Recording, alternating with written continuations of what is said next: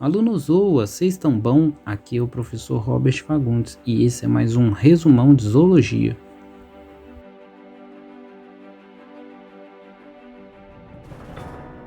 Os animais do filo Porífera são conhecidos informalmente como esponjas.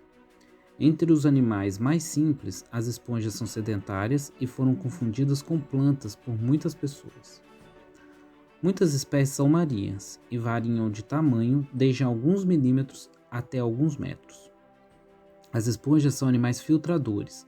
Elas removem partículas de alimentos suspensas na água do entorno à medida em que essa atravessa seu corpo, o qual em algumas espécies lembra um saco perfurado com poros.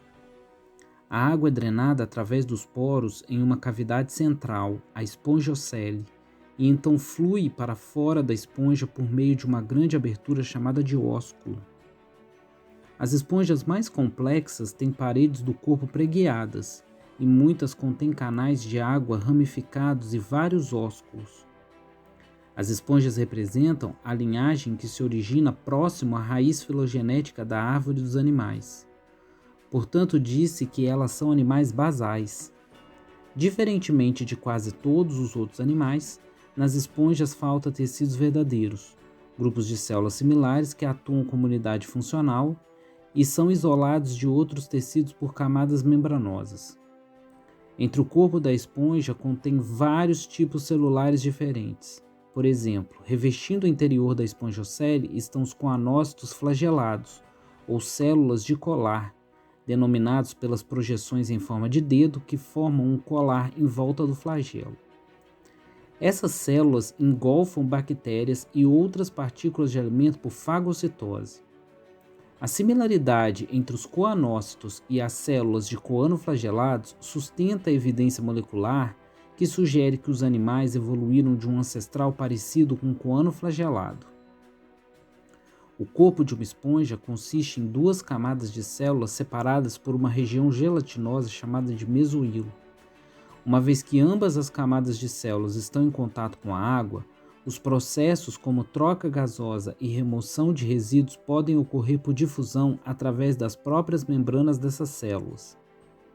Já outras tarefas são realizadas por células chamadas de amebócitos, denominadas por seu uso de pseudópodes.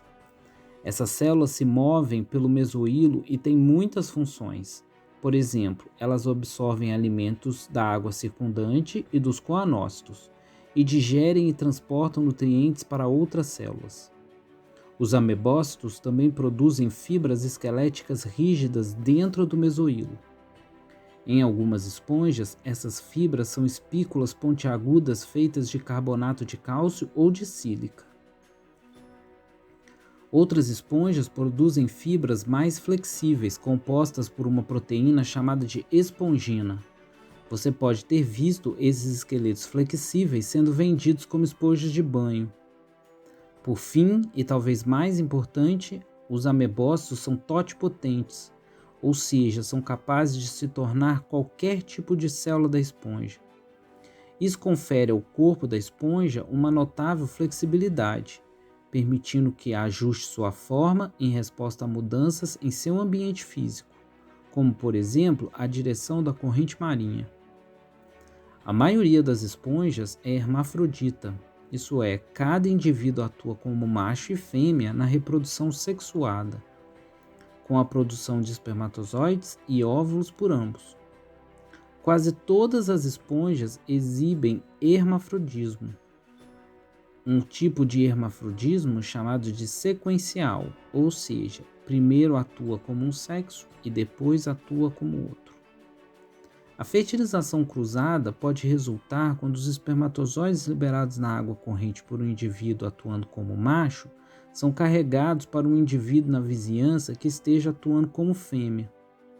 O zigoto resultante da transformação dessa fecundação se transforma em larva natante flagelada, que se dispersa da esponja parental. Após se estabelecer no substrato adequado, a larva se torna um adulto céssio.